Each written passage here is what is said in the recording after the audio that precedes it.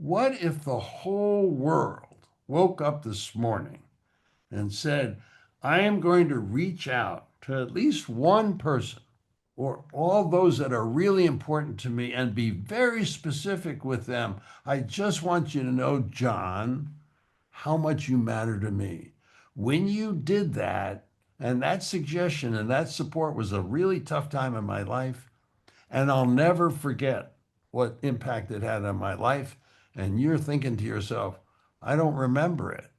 You can't believe how many moments of mattering in people's lives the people who provided it had no knowledge of it. Welcome to Passion Struck. Hi, I'm your host, John R. Miles, and on the show, we decipher the secrets, tips, and guidance of the world's most inspiring people and turn their wisdom into practical advice for you and those around you. Our mission is to help you unlock the power of intentionality so that you can become the best version of yourself. If you're new to the show, I offer advice and answer listener questions on Fridays. We have long-form interviews the rest of the week with guests ranging from astronauts to authors, CEOs, creators, innovators, scientists, military leaders, visionaries, and athletes. Now, let's go out there and become Passion Struck.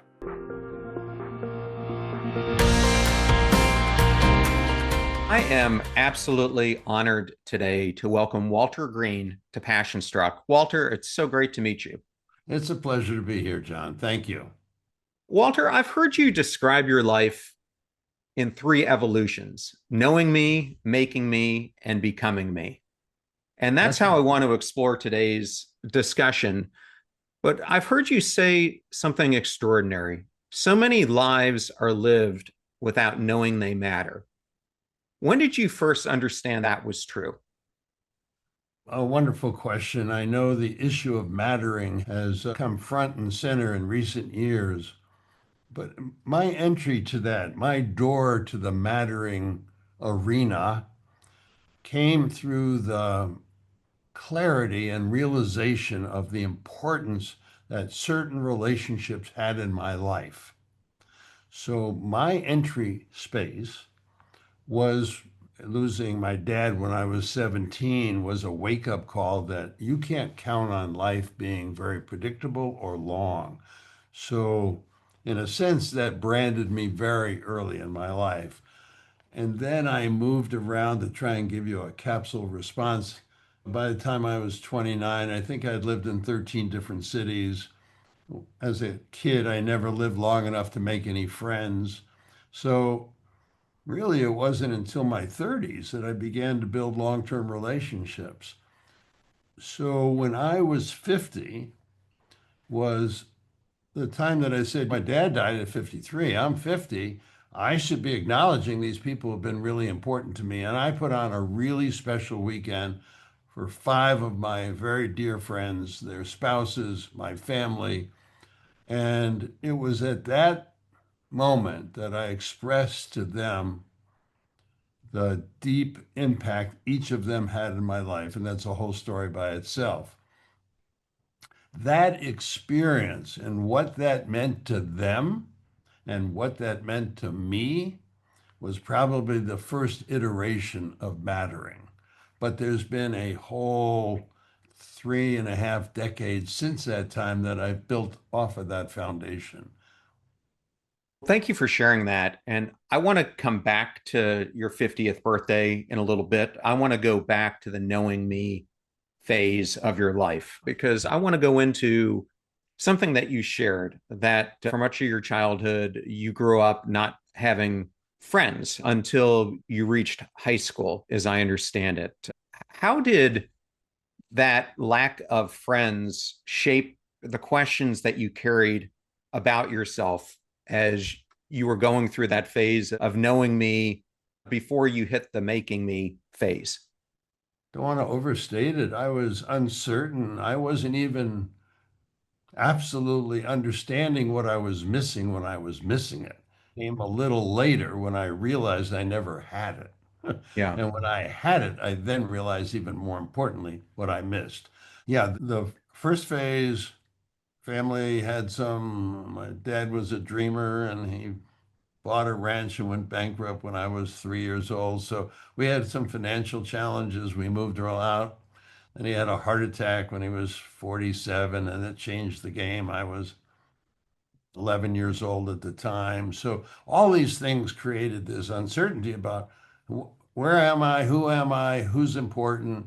And so the relationship jewel never really got developed. It was only later on that I fully understood what I had missed. Unfortunately, around the same time that your mom was diagnosed with cancer, I think you were around 9 years old, if I Yeah, have my exactly. research correct. Yeah. Unfortunately, my nephew learned his mom had pancreatic cancer at the same age. And unfortunately, she passed away a few years later. But I remember the profound impact that it had on Miles and still has on his life. It, in addition to not having those friends at that stage in your life and being so close to your mom, remember that period of time and what it was like to hear the news that she had cancer and how that impacted you? To this moment have this image of my aunt in our kitchen. Now, my aunt had never been in my kitchen. This is one of these childhood blazing men. And I walked in, I said, well, what are you doing? I'm 9 years old. What are you doing? And she described that my mother had an operation and she'll be fine. And fine is an interesting word because back then it wasn't like it was today. Back then it was 5 years usually. And they didn't just do, they did radical mastectomies. So it was a very disfiguring process. My mother was a very attractive woman. She was 38 years old, married to a man who appreciated her beauty. But as a child, my mother was really strong. She was an exceptional woman. And there was no victimization. And where my father's heart attack silenced the family, we were from 11 on, our dedication was to taking care of our father so they didn't have another heart attack. So I had a brother a year older. We never fought, not because we loved each other all the time, but we knew we couldn't fight and make any noise in front of our father. Our dinners were silent. We didn't want to upset him. So my mother was a powerful figure, lived until 93, 94 actually. Extraordinary woman. But the real impact on my life came from my father's health, not my mother's. That's really interesting. Well, and two things I want to talk about here is not only did you grow up without friends, but then you lived in a house where you were kind of being rewarded for your silence, or that's the decision that you guys had to make, you and your brother. And I just think about that, and that's very difficult because you don't really have an outlet from a friendship standpoint, and then you can't really voice how you're feeling because you're worried about your father too. So it seems like Yeah, for you that was a huge double whammy. huge. Walter, understand we have something in common, and that is a deep appreciation and love for the maize and blue. Oh, absolutely. Yes. I went to school at University of Michigan, but to be really honest with the audience, it was really a struggle for me. I went to high school in Jacksonville, which was rather mediocre. The school was disaccredited the year after I left, Wow. and I'm reading disabled. I never knew what that was, but reading was very difficult. And I was with a bunch of smart people in Ann Arbor. And candidly, if it wasn't for Dr. Losh's astronomy class, I probably would have dropped out or flunked out. Well, I only bring it up because my grandparents, my parents, my aunt, my entire lineage all went to the University of Michigan, and I grew up my entire childhood going to Camp Michigania off of Lake Walloon up Oh, in the top of the Lower Peninsula. it was a fine school, fine professors, and really smart kids, and very difficult for me. Well, I understand that after you got out of college, one of your first jobs, you were excelling at that. I think you were 22, 23, and you had this point where you really liked your boss and admired your boss, but The people above your boss said, if you keep performing the way you are, pretty soon we're going to be able to replace your boss with you. And I understand when that happened, it caused a real monumental moment to happen in your life.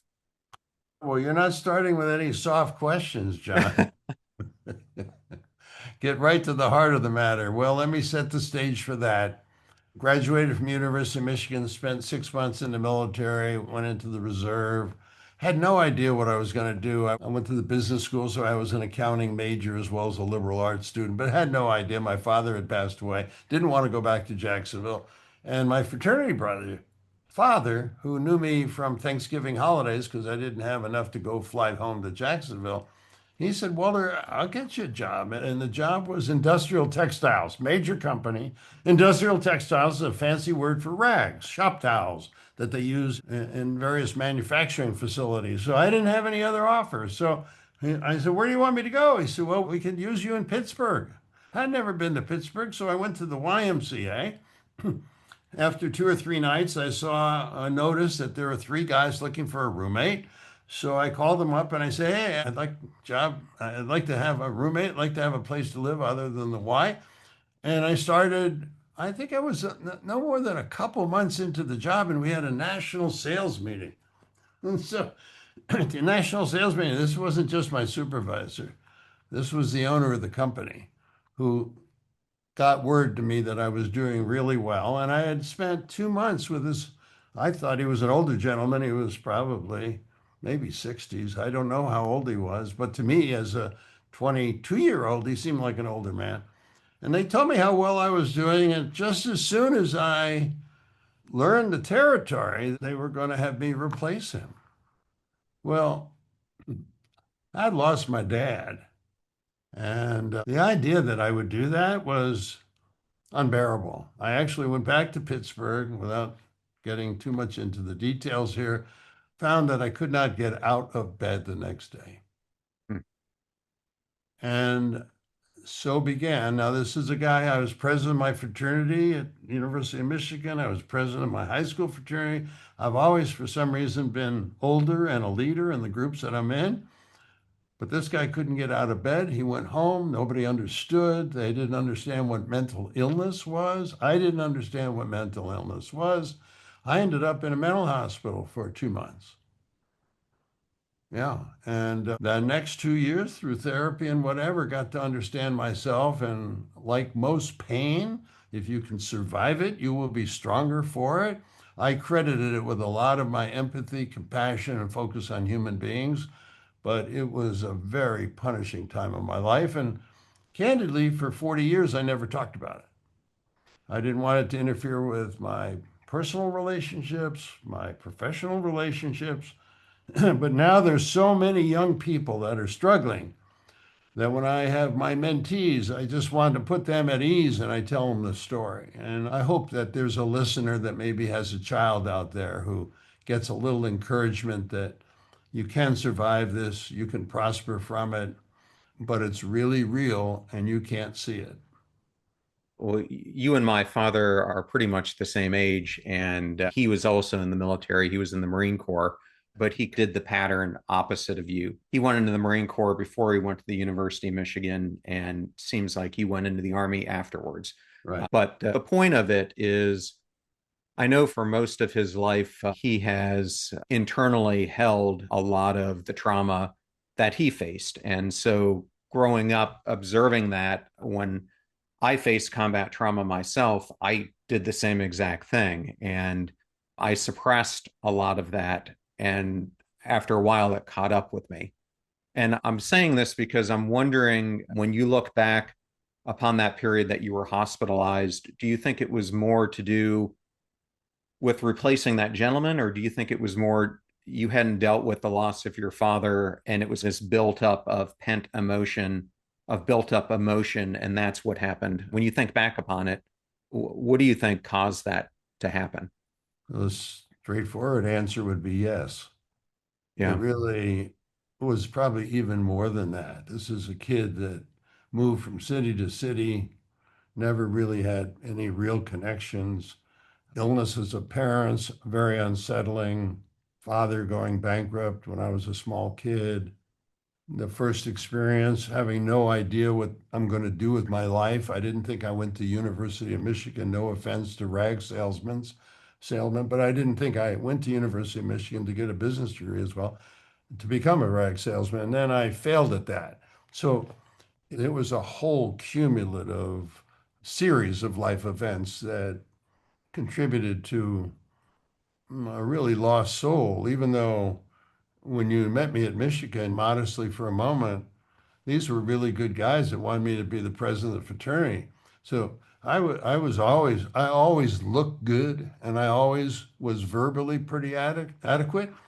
I think it made up for the fact I couldn't read, that I had to figure out I better learn how to speak. But to your point, it's never usually a singular activity. It could be pivotal, but not singular. Walter, the reason I'm exploring this like this is because I never know who the age of the listener is going to be. And a lot of times I do have a younger generation of listeners to the show. And so what I'm trying to point out to them is oftentimes a person can seem perfectly fine on the outside, but inside they're struggling and maybe even struggling far more than they even realize they're struggling until it catches up with them. And I know that's exactly what ended up happening to me. It happened to me later in life than it happened to you. I wish it would have happened earlier because then I would have dealt with it earlier and probably moved on from what was troubling me. But do you think that was the point where you started to know yourself, or do you think it took a little bit longer from that, or was that an opening of the door for you? No, that was probably the real moment of serious introspection as to who is this guy. Yeah, that was a really important chapter. It lasted for a couple of years, and then I made the best decision of my wife. I got married when I was 20. Oh, Lord, I think 24. Yeah, yeah. Still married, happily married, going to be married 63 years. She probably was a stabilizing influence as well. Speaking of getting married, what did that have to do with multi-level marketing? Because I understand Oh, there's a that's connection. you're actually one of, we all think we're planning our lives and everything's going to be very. So here's this guy, he goes to liberal arts in Michigan. He thinks he's going to be an accountant, but really doesn't really like accounting. Sorry to the audience, but for me, it didn't work. I know there are a lot of people that love the accounting profession. For me, I needed more intense people relationships. In any case, I was struggling. They paid, I don't know, I think about $350 a month in accounting. And then I had a job selling mutual funds in the evening. Then I learned my brother who lived in Jacksonville. I'm actually living in Cambridge. And to be clear, I didn't go to Harvard after Michigan, but that's where the mental hospital was. That's how I ended up in Cambridge. Just want to be totally clear at this stage of my life. In any case, I was looking, he was a year older. 1 year older and skipped a grade. And he told me he made $1,000 part time selling something called NutriBio. It was Bob Cummings, who was this movie star with 7 kids who looked half his age. And he made $1,000. I was making $650 from 2 jobs. He made it part time. I said, "What are you doing? How do you do it?" He says, "It's a multi level marketing." I said, "Well, I'd like to be in it. I don't know if I had the $500. He might have had to lend me the 500 to get in the business. But when they arrived, my 300 square foot apartment was filled with these boxes of vitamins and minerals. And I knew I had to get a sales organization quickly so I could have a place to sleep. So I went to the laundromat, wrote out a sign. If you'd like to make money in your part time, give me a call. Now, you can't do that today. I'm not prescribing that for anybody. Back then, you could get away with it. So I got a call, took my little audio visual kit, and the person was very excited about it. She told me later she really was excited more about the guy than the business. So that's how I got my wife. So the business was closed 3 weeks later, but I made the best investment of my life. So that worked out well. And so from there, you went still a little bit from job to job until you found yourself, as I understand it, in the conference event space. And that's where things really reached a different inflection point for you. Can you talk about that transition and how you became the CEO of that company? So one of the things that, and for the younger people that are listening, every single job I had, I learned something.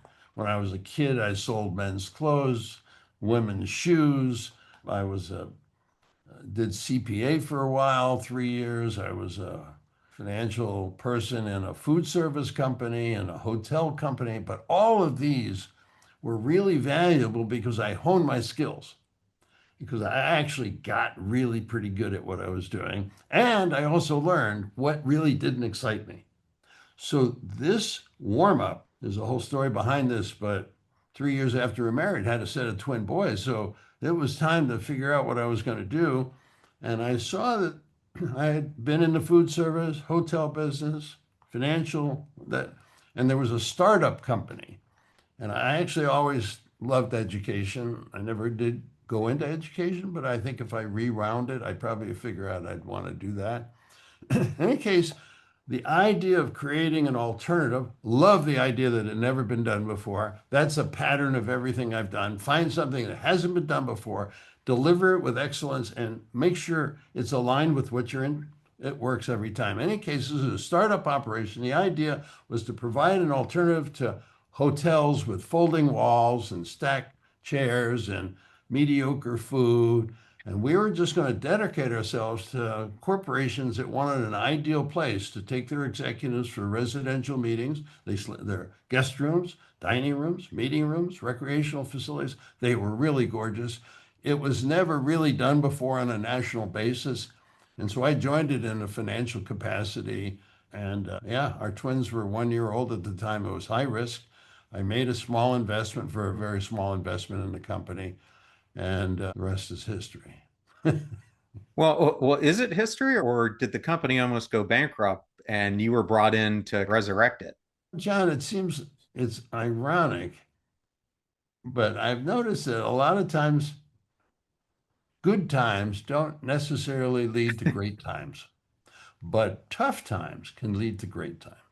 Yes. And so I joined this company because I thought the idea was great to build this national network of high-end conference centers, never been done before. Boy, this we had ultimately thousands of corporate meetings at our 10 facilities around the country.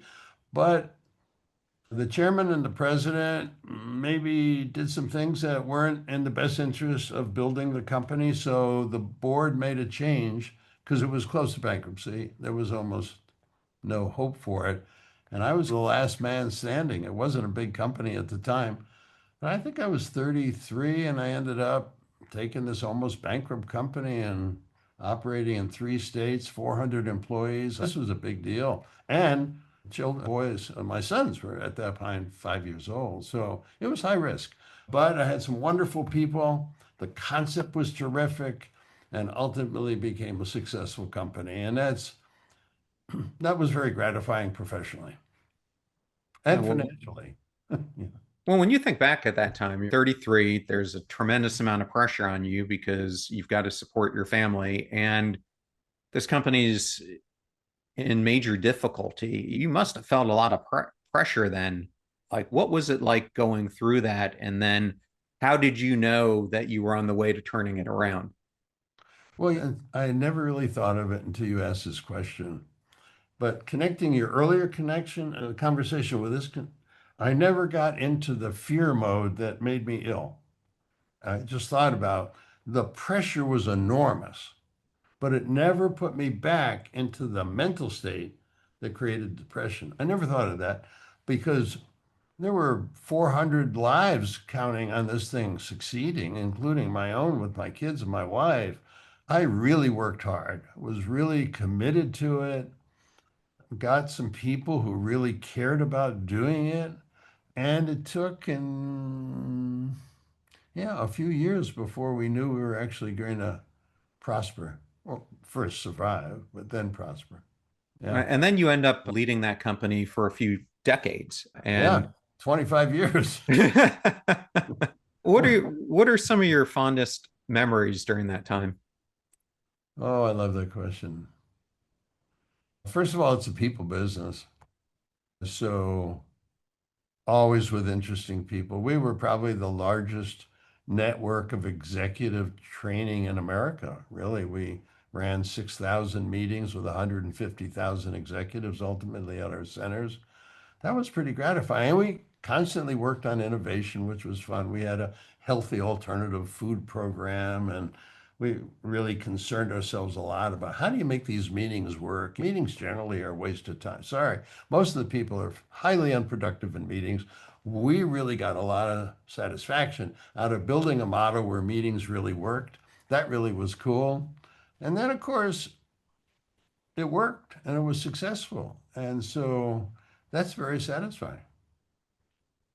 Now, Walter, I've been the CEO of a few companies myself, and one thing I've learned about the position, and maybe you had a different experience, but for me, it was one of the loneliest roles I've ever been in at times. And I learned that there was a real difference between being admired and being seen. Did you ever feel that yourself? Being admired. Well, I'll leave the admiration assessment to other people that you can ask that question. I won't answer whether I felt admired, but I want to drill down a little bit on this issue. I do think when you're at the top of an organization, ultimately we had 1,400 employees, it wasn't a small business, that you really do need somebody to dialogue with without the implications that it be one of your colleagues. So I joined the Young Presidents Organization very early and have got involved in a forum group, which were 10 guys. We met for 22 years together.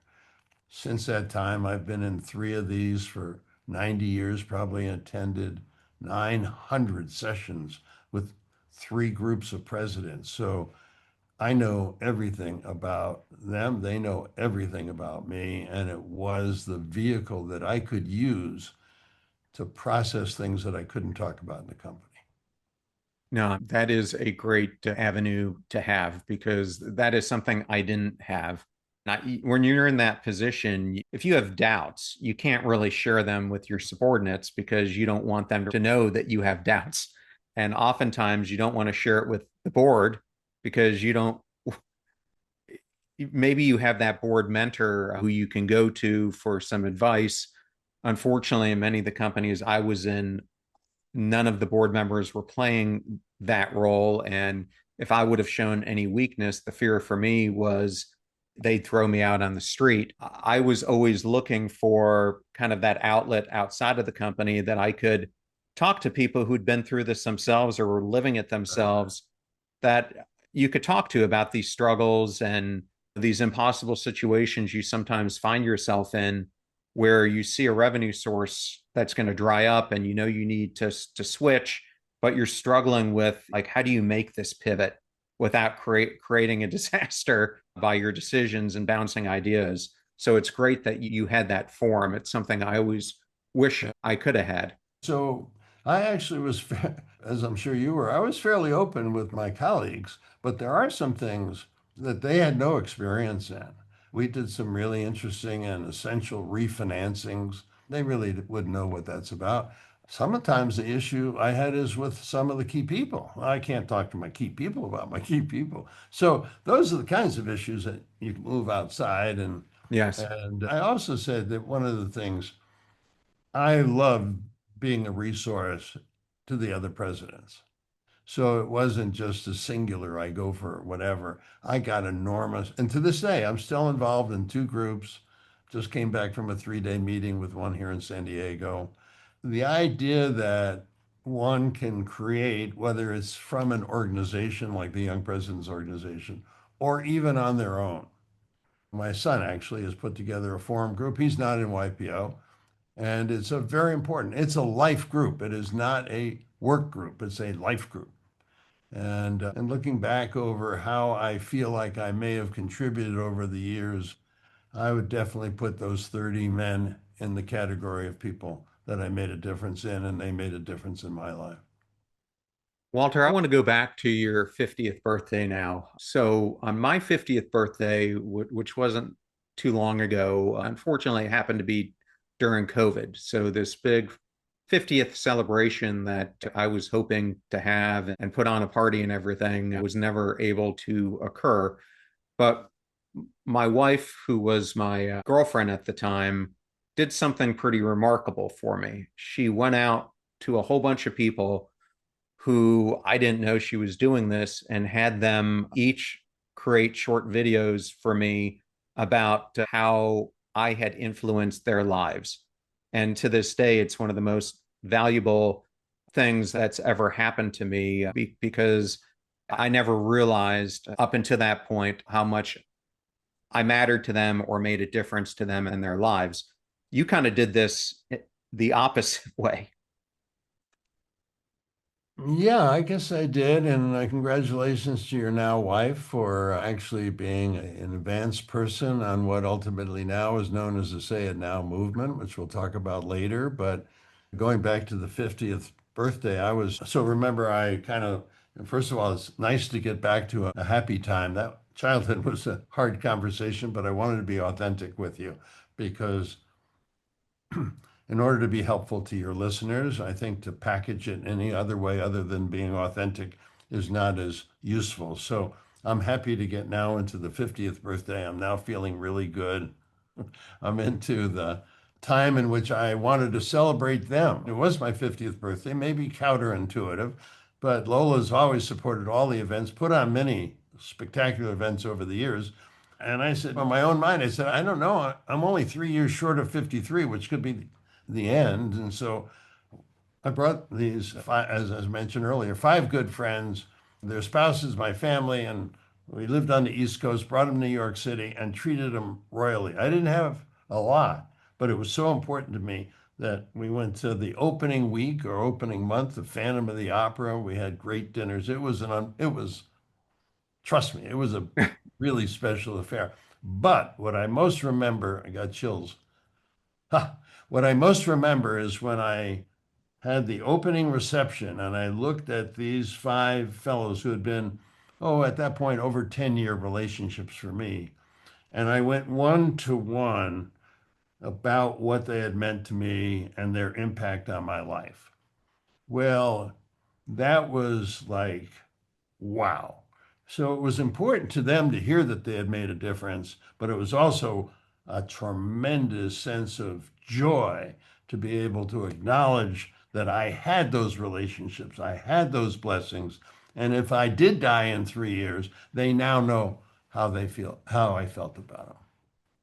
It's just a tremendous thing for people to hear because I think it's something we fail to do so much of the time. And I found in my own life, I have had very few very close friends. And as I look at things, I've had a lot of people who I would consider to be more acquaintances than when I think of a really close friend who is something that you can tell pretty much anything to, and you don't have to worry about them not wanting to associate with you or not be willing to go deep. Unfortunately for me, three of the people I have been closest to have all now passed away for different reasons. And once those people do leave you, it's very difficult to get that relationship back, especially if you've known these people for decades.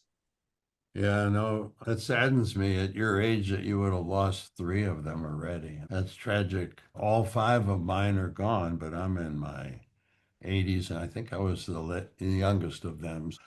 But to lose them in your 50s, all of three, is a powerful loss. And I think the message there is that just tells you we can't count on the predictable. The same message I mentioned earlier. We just don't know. And I've made a habit of making younger friends.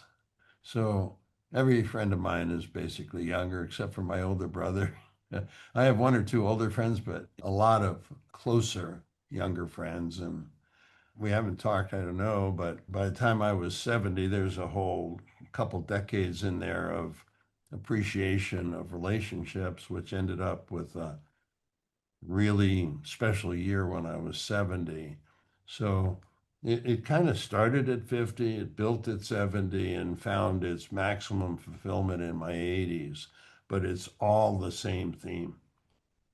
Well, unfortunately, Walter, I lost those people before I was even 50. So one of them died, and we were both in our late 30s from colon cancer. Another one when I was in my early 40s from, unfortunately, suicide, and the other one from cancer a few years later. So yes, it makes you really wake up that Yeah.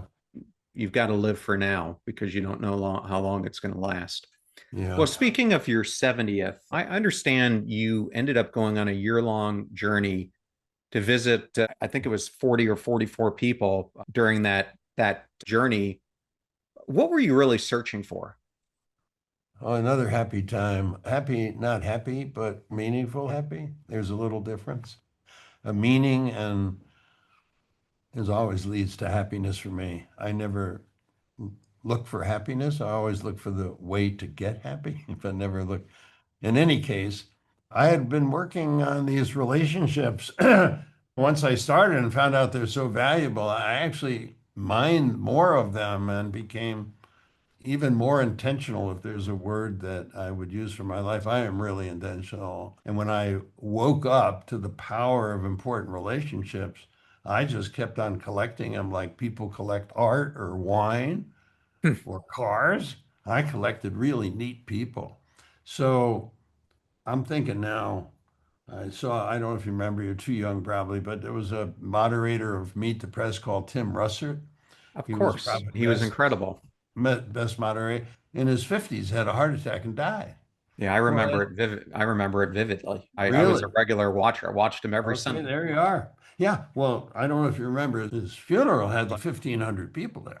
There were astronauts and presidents, and the tributes to him were unbelievable. And that's where I really got this oh my God moment.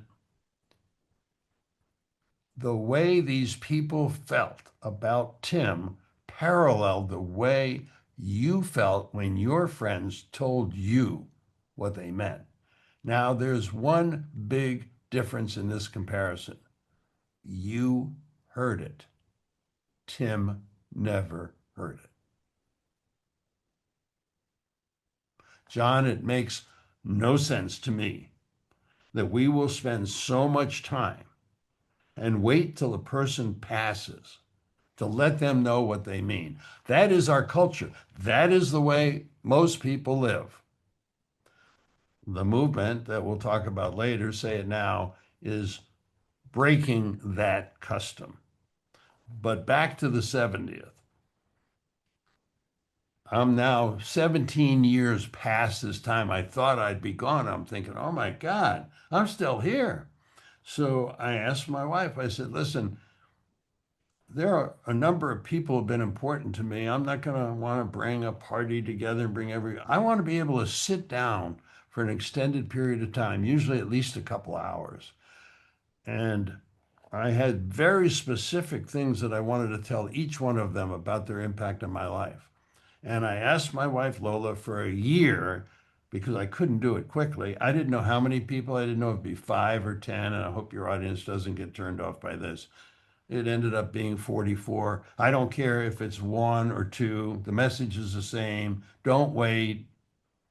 So I ended up at that point saying I wanted to go visit them personally. So I traveled around the United States. Sometimes I was able to see two in the same area. Ended up going to Canada, and Mexico. A lot of places in Southern California where I had made relationships over the last 25 years. And I sat down with each of those people and told them specifically the impact they had on my life. It was an unbelievable experience. What it meant to them, we can only assume. Most people I know that are fulfilled know that their life had mattered. Most people that are frustrated and uncertain about why they're here, it's generally related, they don't think they matter. Well, everybody on my journey knows they really mattered to me. And ultimately became a book. That was another coincidence. I never plan any of these things, but it seems like the universe will line up if you're really clear and intentional and patient and passionate.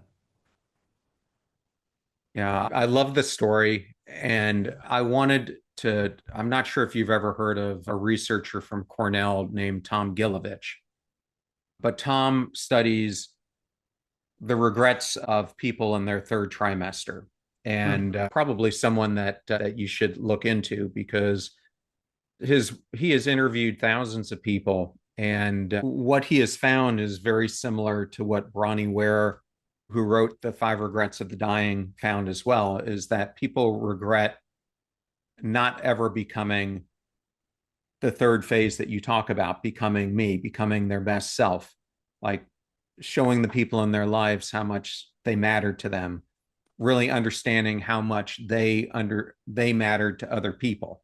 And so when people are on their deathbeds, that's what they tend to talk about the most. Why do you think we postpone that for most of us until our funerals? Well, if I had to answer one, I just think it's a custom. It's a habit. It's a habit. It's the way things are done. And there hasn't been enough evidence that there's any other way to do it. We're changing that. But 20 years ago, that was the way you paid tribute to somebody, was you would just wait till they passed away and really delivered a wonderful eulogy. That was it. It was okay. It was such a missed opportunity. John, I don't want to overstate it. I don't know your audience, but I literally think I found gold when it comes to an aspect of human relationships. I Now we've influenced over 15 million people. We teach the program in 85 countries. Some schools are teaching Say It Now. We're changing that. We're having a lot of people realize. I know there's a lot of conversation. I respect deeply those that suggest that we have a life that matters. I got it. As a matter of fact, that's critical. You can be wealthy, you could be physically fit, and you could be very unhappy because you just don't seem to matter. So you can work on mattering. But here, to me, is the biggest undiscovered aspect of mattering: the whole nature that we don't tell anybody that they matter. What if the whole world woke up this morning and said, I am going to reach out to at least one person or all those that are really important to me and be very specific with them? I just want you to know, John, how much you matter to me. When you did that, and that suggestion and that support was a really tough time in my life, and I'll never forget what impact it had on my life. And you're thinking to yourself, I don't remember it. You can't believe how many moments of mattering in people's lives the people who provided it had no knowledge of it. And we are the people that have that gift. And if we don't give it, it's like having a gift in your closet that you never give. And Say It Now is about getting that gift, putting a flashlight on a relationship, because I have one I'm doing next week with a terrific guy on a surprise. It's going to give me a chance to put a flashlight on that relationship. Oh, I know I'm very respectful of him. I admire him. He's a great guy. He's done a lot. I want to be able to review specifically what he did in my life to him. That's putting a flashlight on a relationship. That's what Say It Now is about. Walter, thank you for sharing that because it's really profound and it's actually a core of what I explore in an upcoming book that I have coming out in October 6th called The Mattering Effect, where it really goes into what you're talking about. What you're talking about is actually the mattering effect. I believe we can change the world if we start doing things like you're suggesting, which don't take a lot of effort, but they significantly change your relationship with yourself and your relationship with others. And I believe once you pass it on and you share that with someone else, it creates a natural ripple effect where they express that gratitude on to someone else in their life. And that's how it begins. We started this movement 5 years ago, and we're over 15 million expressions. Once it's discovered, once people do it, you make a couple points. I just want to underline them. Number one, it doesn't take much time. I take out my legal pad, which I'll do this week, and I'm going to list what difference did that person make in my life. Now, I'm going to put the flashlight on that relationship. What it'll take me? Half an hour? Now the question is how you do it. That's up to you. Some people want to write a letter. Some people want to go visit. Some people want to do a video. Some people want to do it with a group. It doesn't matter how, but it does matter now. We cannot wait. We do not know how long the person will be there. And I have to also add, it's free. It doesn't cost anything. It doesn't take much time. And it changes relationships, it changes your life, and it changes their lives. I'm reminded of a story. I was interviewed the author of the book called The In Between. It was a hospice nurse.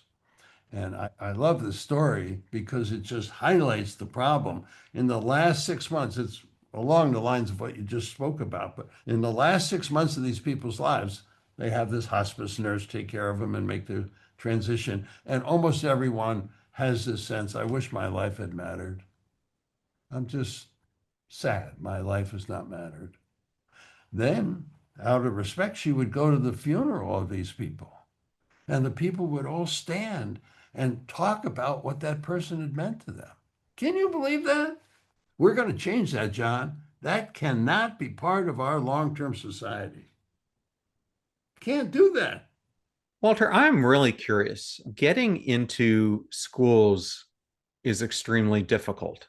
The bureaucracy that you have to go through, the hurdles, all of this extremely difficult. And I know this personally because we can talk about this in a second, but I wrote this children's book Right. because, as you explored earlier, so many youngsters today don't feel like they matter. In fact, 35% of kids 4 to 8 don't feel it. And we've got growing levels of sadness and hopelessness and everything else in over 40% of our high school students. So there's a real need for this message to get to a younger generation. So it excites me that you have found a way to do this. Yeah. Well, first, the question was I didn't How want to how go. have you gotten into Yeah. 80,000 schools in Yes, the I US? will answer that, but I want to talk to you about why did I go to youth? So this year will be the year of corporations, but this is fifth year. The first 4 years, I said, what is the most important age group that I want to influence? The older people have lost many of their friends. They're gone. They have a lot of regrets. They know what the pain is. We'll talk to them, but not as a primary market. It's an important market. Your age group, they've got parents still alive in some cases, children coming along, good opportunity, great opportunity. But I'm going to have to unlearn something for your group too.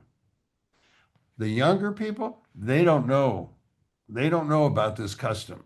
So I wanted to teach them, practice them, have them have the joy from the experience without having to unlearn the fact that you might have done this or not done this later in life.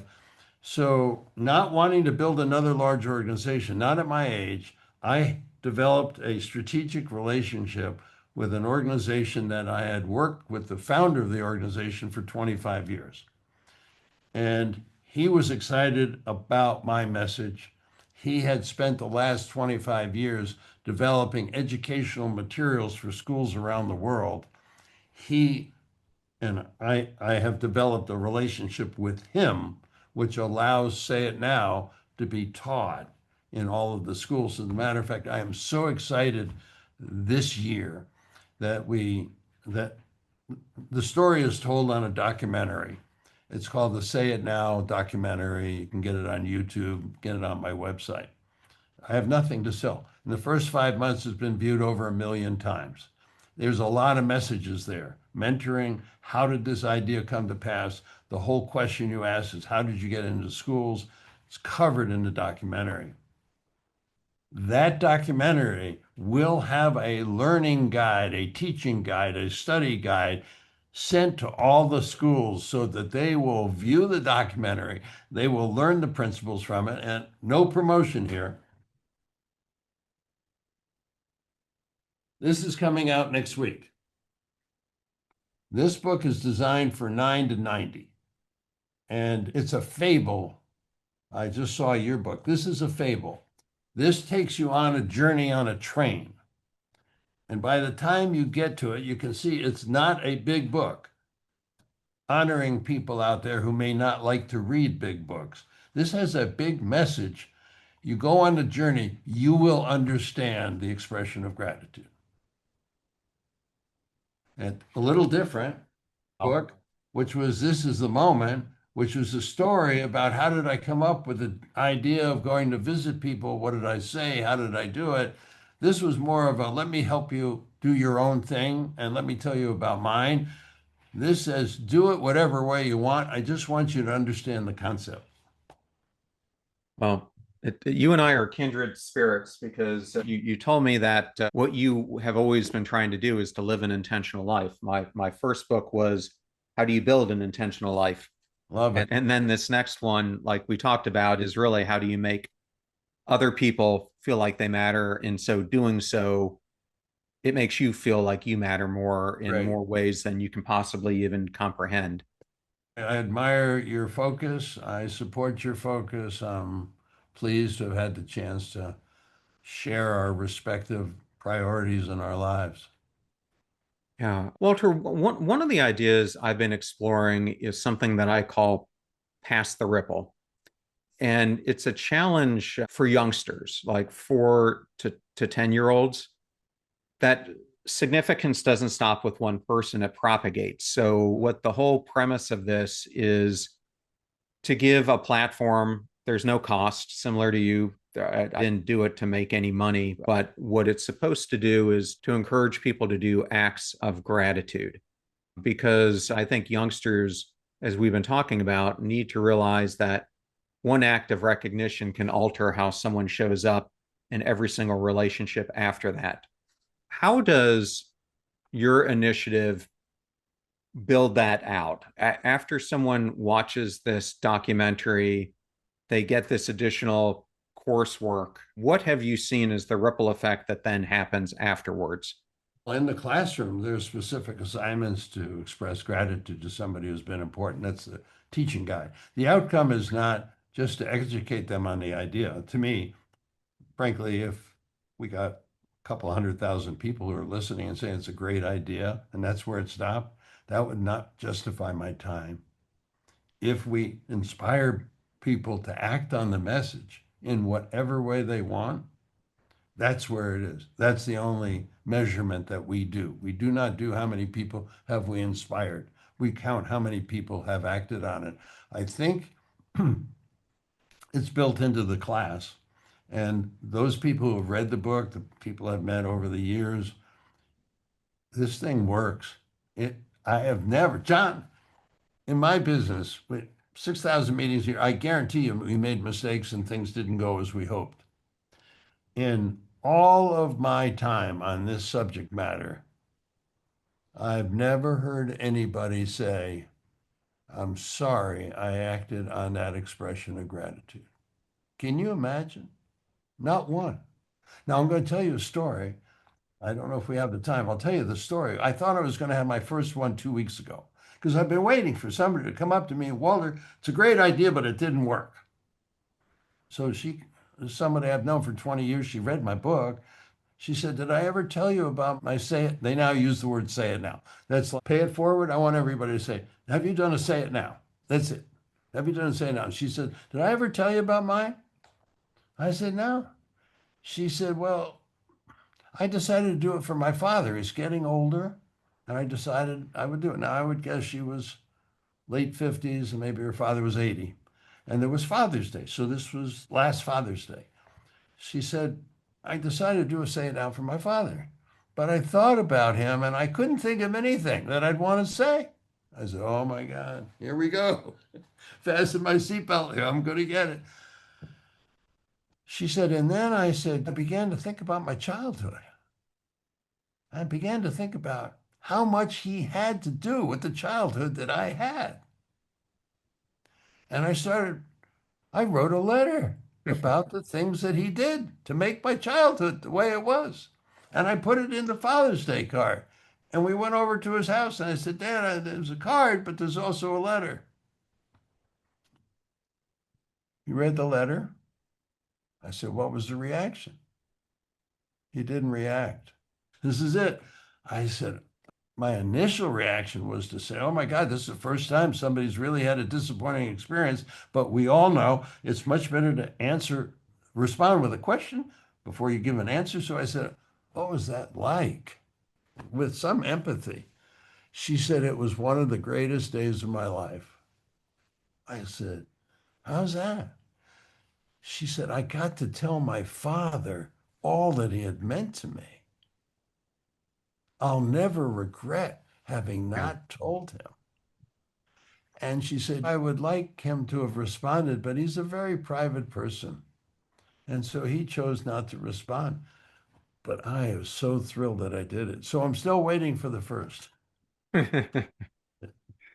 And Walter, I have two last, I think, fairly quick questions for you. We started off the interview today talking about the first phase of your life was knowing me, the second phase was making me. You call this phase that you're in becoming me. Who are you still becoming? Well, that's a wonderful question. That's a whole discussion by itself. But I think if we go back in our lives from the very early days, I still remember being a controller, 27 years old, teaching finance to housekeepers and maintenance people. So you'll see a teacher in me, right? You'll see somebody who only seems to be attracted to doing things that haven't been done before. He likes new things, entrepreneurial things, different things. There's a pattern. There's also a pattern that it has to relate to people. So it starts to relate to people. Then I made this kind of discovery of the power of expressing gratitude. I think I am the person I was always meant to be.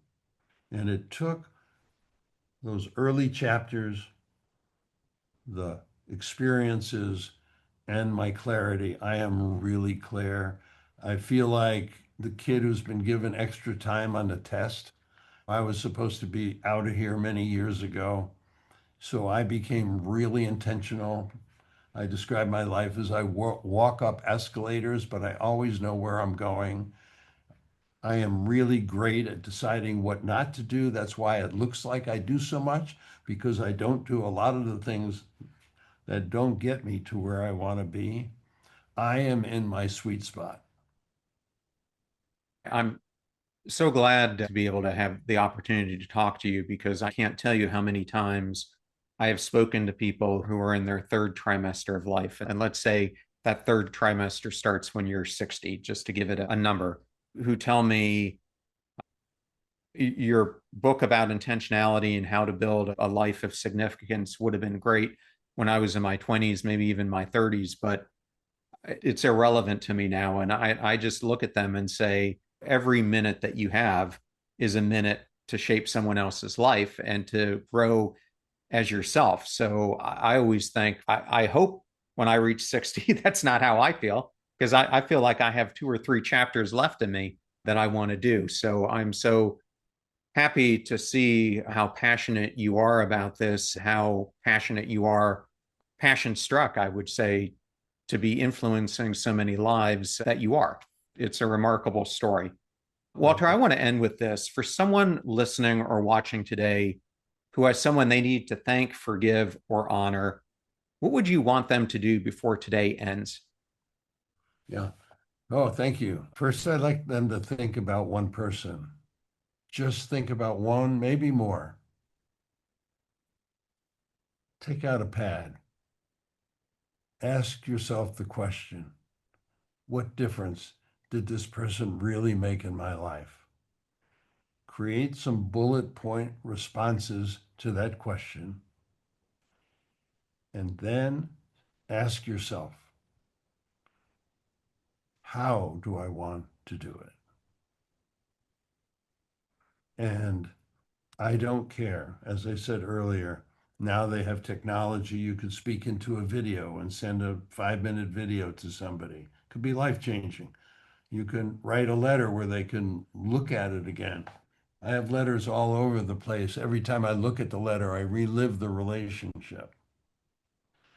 You can go sit down with them in person or any combination of it. You could gather a group of people that feel the same way and really add some more power to it. It doesn't matter how,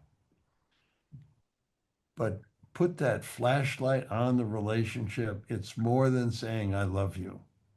They already know that. They have no idea how they have mattered. Well, we will end there, Walter. Thank you so much for joining me today. It's been such an honor to have you on Passion Struck. You're very welcome. And if they want any further help, they can go to the website, justsayitnow.org.